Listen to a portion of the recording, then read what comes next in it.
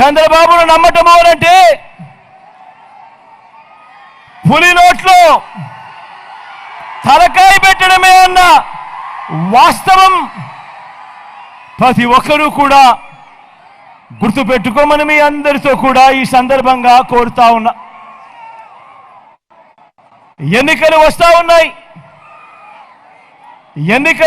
ఉన్నాయని ఈ మధ్యకాలంలో మనందరికీ ఏం కనిపిస్తా ఉంది?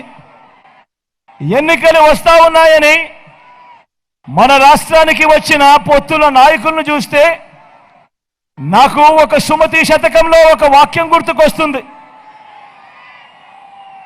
తెప్పలుగా చెరువు నిండిన కప్పలు 10,000 చేరు గదరా సుమతి అన్నది గుర్తుకు వస్తుంది.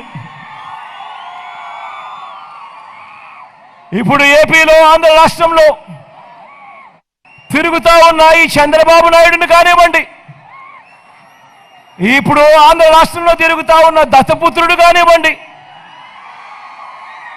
ఆంధ్ర రాష్ట్రంలో తిరుగుతా ఉన్న వదినమ్మను కానివ్వండి,